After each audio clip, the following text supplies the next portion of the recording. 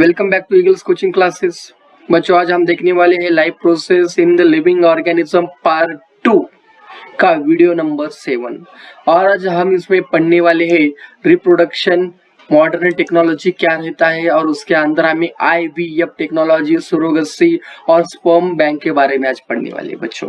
तो क्या होता है बच्चों, एक्चुअली मिनी कपल्स जो रहते हैं उनको क्या होता है बच्चों, कभी कभी बच्चा नहीं रहता, यानी प्रोडक्शन नहीं होता। तो ऐसे कपल क्या करते हैं बच्चों, जो अभी मैंने आपको IVF, सुरोगेसी, स्पर्म बैंक बताया ना, इस टेक्नोलॉजी का यूज करते हैं बच्चों। तो इन केस और ये जो बच्चा पैदा क्यों नहीं होता है, क्या फर्टिलाइज क्यों नहीं होता, इसका रीजन है, हम अगर वुमन में कंसीडर करें तो irregularity in the menstrual cycle, जो मेंस्ट्रुअल साइकिल में इरेगुलरिटी रहती है इसकी वजह से हो सकता है। दूसरा, difficulties in the orchid production, कभी कभी क्या होता है बच्चों, वुमेन्स में ऑर्किड प्रोडक्शन के लिए डिफिकल्टीज होती है। Third one, obstacles in the oviduct, और ओविडक्ट के अंदर क्या रहते बच्चों, ऑर्किड्स, और वो क्या करते हैं, उनको अगर ऑब्स्टेकल अगर रहे तो वो ऑर्किड्स बाहर नहीं आ सकते। Third one, difficulties in implantation in the uterus, कभी कभी क्या होता है बच्चों, 2-3 महीने का बच्चा होने के बाद खुद ब खुद गर्भपात हो जाता है।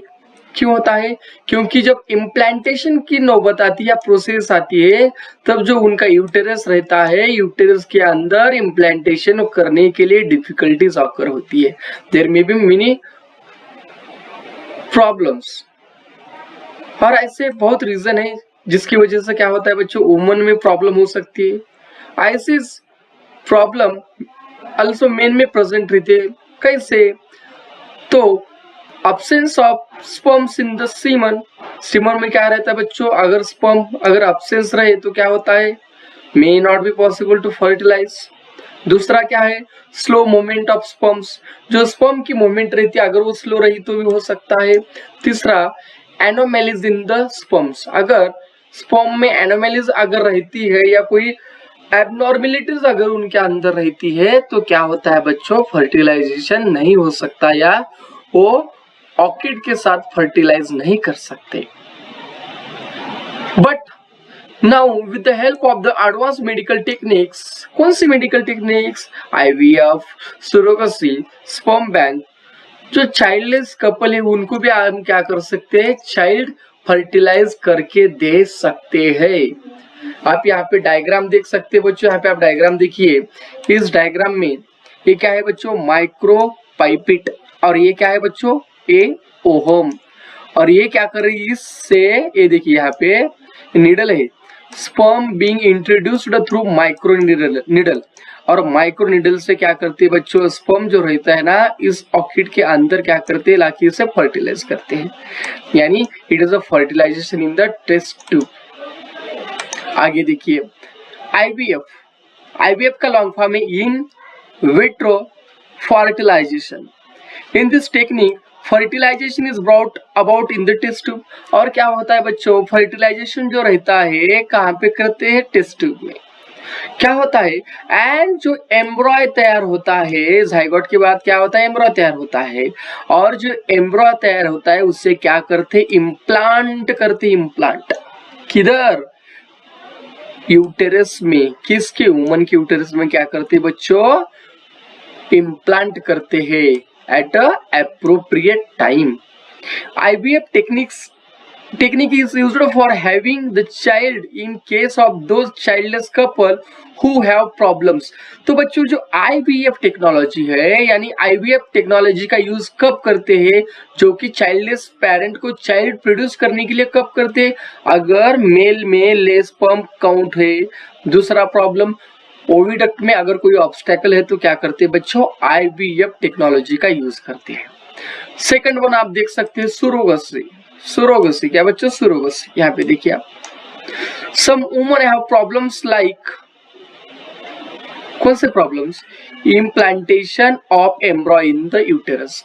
तो जो इम्प्लांटेशन रहता है किसका, किसका इम्प्लांटेशन, एम्ब्रॉय का, कहाँ पे, यूटेरस में, उसकी वजह से प्रॉब्लम हो सकता है। तो ऐसे जो वुमेन्स रहते हैं वो क्या कर सकते हैं, जो मेडिकल रेमेडी रहती है लाइक सुरोगेसी, इस टेक्निक का यूज कर सकते हैं। और इस टेक्निक में क्या होता है, जो ऑकिट रहता है उस वुमन का ऑकिट कलेक्ट करते हैं। उस वुमन का क्या करते हैं बच्चों, ऑकिट कलेक्ट करते हैं। उससे ओवरी से orchid is collected from the ovary of the woman having problems in the implantation of the uterus. That orchid is fertilized in the test tube. अभी हमने यहाँ पे दिखाया था, कहाँ पे वो फर्टिलाइज करते हैं, टेस्ट ट्यूब में। किसकी मदद से, स्पर्म से। और ये क्या करते हैं, उसके हस्बैंड का जो स्पर्म रहता है उससे कलेक्ट करके हम उसे क्या करते हैं, टेस्ट ट्यूब में इम्प्लांट करते हैं। जो एम्ब्रॉय तैयार होता है, the embryo formed from such fertilization is implanted in the uterus of some other woman. यहाँ पे बच्चों गौर करने वाली बात क्या है, वुमन का ऑकिट लेते हैं और मेल का स्पर्म लेते हैं और उस दोनों को कहाँ पे फर्टिलाइज करते हैं, टेस्ट ट्यूब में। और जब उसका एम्ब्रॉय तैयार हो जाता है, तो एम्ब्रॉय तैयार हो जाने के बाद जो दूसरी वुमन रहती है जो कि एबल है किसके लिए, इम्प्लांटेशन ऑफ यूटेरस के लिए, तो वहां पे उसके नॉर्मल यूटेरस अगर उसका रहा तो वहां पे वो क्या करते हैं, एम्ब्रॉय जो तैयार हुआ उसे इम्प्लांट करते हैं। Such a woman in whose uterus the embryo is implanted is called as surrogate mother. और जो दूसरी हमने यहाँ पे वुमन का जिक्र किया जिसके बॉडी के अंदर क्या करते हैं बच्चों, इम्प्लांट करते हैं, उसे बोलते हैं सुरोगेट मदर। यहाँ पे आप डेफिनेशन देख सकते हैं, a woman in whose uterus the embryo is implanted. जिसके यूटेरस में क्या करते हैं बच्चों, एम्ब्रॉय इम्प्लांट करते हैं, हम उसे बोलते हैं सुरोगेट मदर। आगे का टॉपिक देखिए, स्पर्म बैंक और सीमन बैंक। मेल में देर आर डिफरेंट प्रॉब्लम्स रहते हैं, जैसे कि सीमन में स्पर्म का लेस नंबर ऑफ प्रेजेंस रहना। ऐसे केस में क्या होता है बच्चों, जो नई कंसेप्ट है स्पर्म बैंक, इसका यूज होता है। कैसे, this concept is similar to the blood bank. हम जैसे क्या करते हैं बच्चों, अपना ब्लड देते हैं, वहां पे ब्लड किसका है वहां पे मेंशन नहीं रहता। अगर हम ब्लड लेने ब्लड बैंक में जाए तो वहां पे आपको नाम नहीं बताते, सिर्फ आपको क्या करते हैं, जो आपको ग्रुप चाहिए, A positive, B positive, anything else, वो आपको क्या करते हैं, प्रोवाइड करते हैं। वैसे ही semen ejaculated by the desired men is collected after there through physical and medical checkup. तो बच्चों पहले क्या करते हैं, जो जिस पर्सन का स्पर्म कलेक्ट करना होता है उसका मेडिकल और फिजिकल चेकअप करते हैं। और वैसे डिजायर्ड मेल का क्या करते हैं बच्चों, सीमन इजैकुलेटेड करने के बाद उसे क्या करते हैं, स्टोर करते हैं। कहाँ पे स्टोर करते हैं, स्पर्म बैंक के अंदर। As per the wish of the needful couple, अगर कपल को आवश्यकता रहे तो क्या करते हैं बच्चों, oocyte of woman of the concern couple is fertilised. जो वुमन रहती है उनका ऑकिट क्या करते हैं बच्चों, अभी जो हमने स्पर्म कलेक्ट किया उसके साथ उसे फर्टिलाइज करते हैं। By which technique, IVF technique. यानी हम कहाँ पे करते हैं उसको, टेस्ट ट्यूब में करते हैं। और हम सीमन कहाँ से कलेक्ट करते हैं, हमने जो स्पर्म बैग में कलेक्ट करता है उससे हम लेते हैं बच्चों। Resultant एम्ब्रॉय is implanted in the uterus of the same woman. और क्या करते हैं, जो एम्ब्रॉय तैयार होता है उसे क्या करते हैं, उस वुमन के यूटेरस के अंदर इम्प्लांट करते हैं। और जो डोनर रहता है, जो सीमन डोनर रहता है, उनका नाम स्ट्रिक्टली केप्ट सीक्रेट रहता है। उसका नाम मेंशन नहीं कर सकते, ओपन नहीं कर सकते बच्चों। आप देखिए आगे देख सकते हैं आप, twins, two embryos developed simultaneously in the same uterus. Two embryos develop simultaneously in the same uterus and thus two offsprings are delivered simultaneously. यानी बच्चों यहाँ पे क्या होता है, जो एम्ब्रॉयज तैयार होते हैं, टू एम्ब्रॉयज एक यानी सेम वन यूटेरस में ही वो क्या होते हैं बच्चों, एम्ब्रॉय तैयार होता है यानी इम्प्लांट होते हैं। और उसकी वजह से टू ऑफस्प्रिंग्स तैयार होते हैं। और जो ऑफस्प्रिंग्स तैयार होते हैं वो क्या होते हैं बच्चों, सेम टाइम को यानी साइमल्टेनियसली वो डिलीवर्ड होते हैं। ऐसे ऑफस्प्रिंग्स को हम क्या बोलते हैं बच्चों? ट्विंस बोलते हैं। क्या बोलते हैं हम? Twins. Two embryos develop simultaneously in the same uterus and thus the two offsprings are delivered simultaneously. Such offsprings are called as twins. Many couple have twins. अगर आप क्लास में भी देख सकते हैं या आजू बाजू में अगर देखें तो आपको बहुत से बच्चे ऐसे रहते हैं कि वो क्या रहते हैं बच्चों? ट्विंस रहते हैं। और ट्विंस के बच्चों में मेनली टू टाइप्स रहते हैं। एक रहता है मोनोजाइगोटिक ट्विन और दूसरा रहता है डायजाइगोटिक ट्विन। जो मोनोजाइगोटिक ट्विंस रहते हैं वो क्या होते हैं बच्चों? सिंगल एम्ब्रॉय से तैयार होते हैं, यानी जो सिंगल एम्ब्रॉय रहता है उसका विभाजन होके वो तैयार होते हैं। क्या होता है बच्चों? During early period of embryonic development, यानी जो एम्ब्रॉयनिक पीरियड ऑफ डेवलपमेंट रहता है वो कौन सा रहता है बच्चों? जो 8 दिन के अंदर का जो जाइगोट फॉर्मेशन के 8 दिन के अंदर का जो पीरियड रहता है उसे हम बोलते हैं embryonic development. Cells of that embryo divides into 2 groups. और तब क्या होता है बच्चों? जो एम्ब्रॉय रहता है 8 दिन के भीतर क्या होता है? 2 ग्रुप में डिवाइड होता है। हम इसे बोलते हैं, क्या बोलते हैं बच्चों? Monozygotic twins. During early period of embryonic development within 8 days of the zygote formation, cells of that embryo divide into how many groups? 2 groups. These 2 groups develop as 2 separate embryos. और बाद में क्या होता है बच्चों? जो एम्ब्रॉयज रहते हैं वो जो 2 ग्रुप्स रहते हैं वो क्या करते हैं बच्चों? 2 सेपरेट एम्ब्रॉयज के जैसे रहते हैं और बाद में हमें मोनोजाइगोटिक ट्विंस हमें मिलते हैं। और ऐसे जो मोनोजाइगोटिक ट्विंस रहते हैं बच्चों वो genetically exactly similar to each other और दिखने में कैसे रहते हैं? एक्यूरेट सेम रहते हैं। Due to this such twins are exactly similar in their appearance. इसी वजह से जो ट्विंस रहते हैं वो एग्जैक्टली सिमिलर रहते हैं दिखने में। And their gender is also same. और उनका जो जेंडर रहता है बच्चों वो भी कैसे रहता है? सेम, यानी मेल मेल फीमेल फीमेल, यानी उनका जेंडर सेम रहता है। किसके अंदर? मोनोजाइगोटिक ट्विंस के अंदर। दिखने को एग्जैक्टली सिमिलर रहते हैं और जेंडर कैसा रहता है? सेम रहते हैं, मे बी बॉय और गर्ल्स।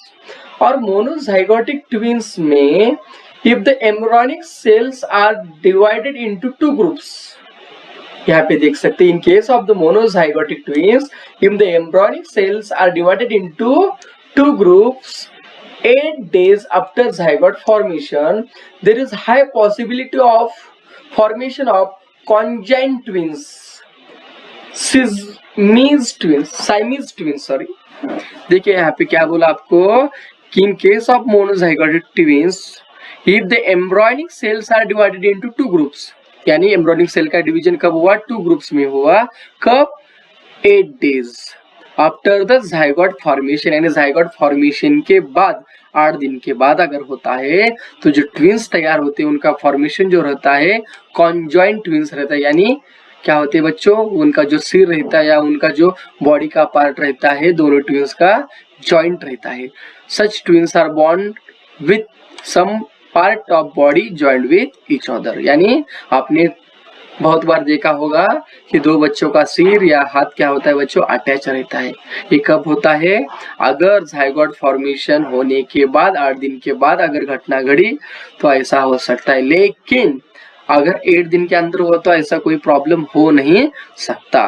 बाद में देखिए 2 orchids are released from the ovary of the woman and both orchids are fertilized by 2 separate sperms. Consider that कि जब वुमन से क्या होता है 2 orchids क्या होते हैं? रिलीज होते हैं। कहां से? उनके ओवरी से। अगर जो 2 orchids रिलीज हुए अगर 2 डिफरेंट स्पर्म से अगर वो फर्टिलाइज होते हैं, क्या बोला मैं? 2 डिफरेंट ओवम से अगर वो फर्टिलाइज होते हैं तो क्या होता है बच्चों? 2 जाइगोट तैयार होते हैं। 2 zygotes are formed. 2 embryos are formed from those 2 zygotes. और जो 2 जाइगोट्स रहते हैं उससे कितने एम्ब्रॉय तैयार होते हैं? 2 एम्ब्रॉयज तैयार होते हैं। And both of those embryos are separately implanted in the uterus. और क्या होता है? सेम यूटेरस में और डिफरेंटली क्या होते हैं बच्चों? एम्ब्रॉयज जो तैयार हुए वो इम्प्लांट होते हैं। And this dizygotic twins are delivered after complete development. इसी वजह से क्या होता है बच्चों? डायजाइगोटिक ट्विंस डेवलप होते हैं आफ्टर कंप्लीट डेवलपमेंट, यानी कंप्लीट डेवलपमेंट होने के बाद। सच ट्विंस आर जेनेटिकली डिफरेंट, और ऐसे जो ट्विंस रहते हैं वो क्या हो रहते हैं बच्चे, जेनेटिकली डिफरेंट रहते हैं। May be same of different by gender, क्या बच्चों यहाँ पे क्या बताया आपको, जेनेटिकली डिफरेंट रहते हैं लेकिन मोनोजाइगोटिक में क्या रहता है, जेनेटिकली सिमिलर रहते हैं। और उनका जो जेंडर रहता है वो कैसा रहता है बच्चों, यहाँ पे देख सकते हैं सेम। लेकिन यहाँ पे जो बच्चों जो जेंडर रहता है सेम भी रह सकता है या डिफरेंट भी रह सकता है, यानी बॉयज भी रह सकते हैं या गर्ल्स भी रह सकते हैं, या बॉयज या गर्ल दोनों भी रह सकते हैं बच्चों। आप आगे देख सकते हैं reproductive health, a person state of being physical, mental and social strongness is called as health.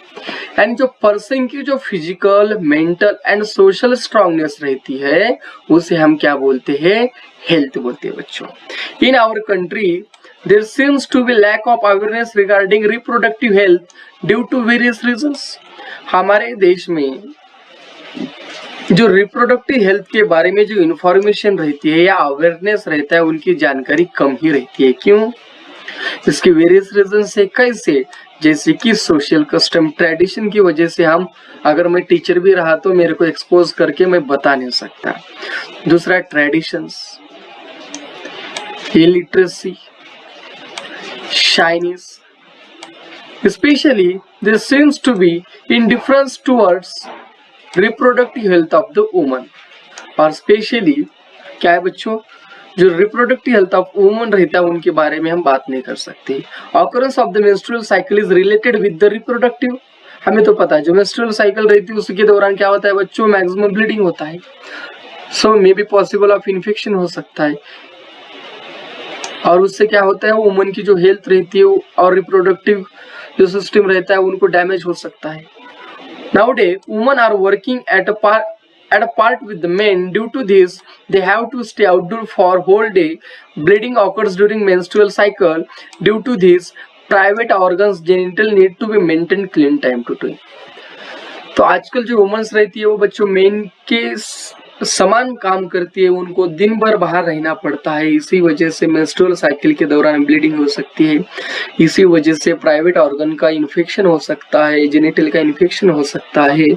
तो इसी वजह से उनको क्या करना पड़ता है बच्चों, टाइम टू टाइम क्लीन करना पड़ता है, मेंटेन करना पड़ता है, नहीं तो क्या हो सकता है हेल्थ के प्रॉब्लम्स अराइज हो सकते हैं। Some problems regarding reproductive health में अराइजन इन मेन टू, और ऐसे प्रॉब्लम आदमी में भी हो सकते हैं। It is essential to maintain the cleanliness of their genital. So जो जेनिटल का क्लीनलीनेस है वो मेंटेन करने की आवश्यकता है। अगर हम मेंटेन नहीं किए तो क्या हो सकता है, सेक्सुअल डिसीज हो सकते हैं, कैसे, साइफिलिस, गायनोरिया, लार्ज स्केल पे यानी बड़े पैमाने पे हो सकते हैं। Both of these diseases are caused by bacteria, और ये जो साइफिलिस और गोनोरिया है किसी वजह से होता है, बैक्टीरिया की वजह से होता है। ऑकरेंस ऑफ कैंकर यानी पैचेस जो रहते हैं वो हो सकते हैं, बॉडी इंक्लूडिंग जेनिटल के ऊपर हो सकते हैं, रैश आ सकते हैं, फीवर हो सकता है, जॉइंट्स जो रहते हैं जॉइंट का इन्फ्लेमेशन हो सकता है, एलोपेसिया हो सकता है। ऐसे हमको सिम्टम्स वहां पे दिख सकते हैं। ये किसके सिम्टम्स है, साइफिलिस के सिम्टम्स है। पेनफुल एंड बर्निंग सेंसेशन, अगर यूरिनेशन के दौरान हमें अगर पेनफुल एंड बर्निंग सेंसेशन अगर ऑकर होते हैं, oozing of the pus through the penis and the vagina, inflammation of the urinary tract, अगर यूरिनरी ट्रैक्ट में हमें जल बोलते हैं ना मुझसे, अगर वैसा होता है, या एनस में तकलीफ होती है, थ्रोट में या आइज में होती है, तो ये जो सिम्टम्स है किसके बच्चों, गायनोरिया के सिम्टम्स है। So excessive growth of the population, हमें आप देखना है population explosion. Excessive growth of population within short duration is called as population explosion, यानी शॉर्ट ड्यूरेशन में जो लार्ज अमाउंट में यानी ग्रोथ होती है, पॉपुलेशन की एक्सेस ग्रोथ होती है, हम उसे बोलते हैं population explosion. You may have realized from the table given beside about fast population growth of India, we have to face various problems like unemployment. Population increase होने की वजह से, पॉपुलेशन एक्सप्लोशन की वजह से कौन से प्रॉब्लम होते हैं, अनएम्प्लॉयमेंट। अगर कंसिडर दैट सरकार अगर एक साल में 2 करोड़ जॉब प्रोड्यूस कर सकती है, लेकिन उस साल अगर 4 या 5 करोड़ अगर बच्चे पैदा होते तो सरकार भी कहां से जॉब ला सकती है। दूसरा, डिक्रीजिंग पर कैपिटा इनकम। जो पर कैपिटा इनकम रहता है, जो वार्षिक कमाई रहती है बच्चों की, साल की कमाई रहती है पीपल की, वो क्या होती है बच्चों, डिक्रीज होती है। आप सुनते होंगे पहले के लोगों को 400-500 एकड़ पर पर्सन को खेती रहती थी, लेकिन पॉपुलेशन एक्सप्लोजन होने की वजह से आज के समय में आधा एकड़ भी लोगों के पास जमीन नहीं। ऐसे भी बहुत लोग हैं। About 40% of the Indian people doesn't have a land. Okay, and increasing loan. So क्या होता है बच्चों, लोन लेने की प्रवृत्ति बढ़ती है। क्यों? क्योंकि बिजनेस करना पड़ता है, जॉब तो अवेलेबल नहीं। सो क्या करते हैं बच्चों, लोन लेते हैं। Stress on the natural resources. जो नेचुरल रिसोर्सेस रहते हैं जैसे biogas, petrol, diesel, kerosene, hydro electric power, तो इनका जो यूज रहता है उनके यूज पे स्ट्रेस पड़ता है। लोगों की जो डिमांड्स रहती है वो डिमांड्स बढ़ती है। कोल का यूज ज्यादा होता है। There is only one solution for all such problems, और इसके लिए ओनली वन सॉल्यूशन है, वो क्या है बच्चों, पॉपुलेशन कंट्रोल। इसीलिए फैमिली प्लानिंग एसेंशियल है। जो मेन रीजन है इंडिया में पॉपुलेशन एक्सप्लोजन का, जिसके बारे में आज तक आपको कोई बताता नहीं, लेकिन मैं आज बताने की डेयरिंग करूंगा। 1947 में जब भारत पाकिस्तान डिवीजन हुआ, तब भारत में जो मुस्लिम लोक संख्या थी वो नियर बाय 9% थी। लेकिन तब इंडिया में ऐसा कोई पोर्शन था जैसा कि मराठवाड़ा, तो वहां पे जातीय संघर्ष या रिलीजियस, हम बोलते रिलीजियस वार बोलते ना, या काउंटर बोलते हैं। हमारे जाति की लोक संख्या ज्यादा हो या तुम्हारे जाति की लोक संख्या ज्यादा हो, इसी वजह से क्या होता है बच्चों, अगर आप घर में जाके पूछ सकते हैं, देख सकते हैं, आपके फादर या आपके दादा दादी को 4, 5, 6, 7 भाई बहन रहते। किसके लिए? फॉर देयर प्रोटेक्शन के लिए वो करते थे बच्चों। लेकिन वो पहले का जमाना अब गया। हमारे दो बहुत अच्छा है, लेकिन आज भी ऐसे कोई लोग हैं सुनने को तैयार नहीं। हम दो और हमारे डजन ऐसे बोलते बच्चों। जब 1901 में पॉपुलेशन क्या थी देखो भारत की, यहाँ पे 23 करोड़ थी, 23 करोड़, नियर बाय 24 करोड़। यहाँ पे देखिए 1911 में 25 करोड़, 1921 में 10, ये का यहाँ पे गैप है, देखिए 25 करोड़ यहाँ पे डिक्रीज हो गई, फर्स्ट टाइम डिक्रीज हो गई बच्चों, यहाँ पे देख सकते हैं। 31 को 27 करोड़, 28 नियर बाय, 41 को 32 नियर बाय, 51 को 36 नियर बाय, 61 को 44 नियर बाय करोड़ सा, 1971 55 near by, 1981 68, 1991 85 crore near by, 2001 100 crore, 2011 121, and now in 2020 about 133 crore population. तो आप यहाँ पे देख सकते हैं, यहाँ पे 1941-1951 के बाद यहाँ का जो डिफरेंस है वो नॉर्मल 4 करोड़ का है, और उसके बाद डायरेक्टली कितना होता है बच्चों, 6। उसके बाद आप देख सकते हैं 7 करोड़, उसके बाद 4 करोड़। यहाँ का जो ड्यूरेशन है यहाँ पे 1981 के बाद का देखिए, यहाँ पे 68 था और 84 था। यहाँ का डिफरेंस जो है, ओ माय गॉड, 16 करोड़ का डिफरेंस है। 10 साल में पॉपुलेशन 16 करोड़, और उसके बाद अल्सो 16 करोड़, उसके बाद 20 करोड़ पॉपुलेशन इंक्रीज। और इसका मेन रीजन है जातीय संघर्ष। ये आपको कोई भी किताब में नहीं पढ़ाएगा। अगर आपको क्वेश्चन पूछा तो आप ये लिख नहीं सकते, जितना आपको इम्पोर्टेंट है उतना पढ़ाई कीजिए। Thank you.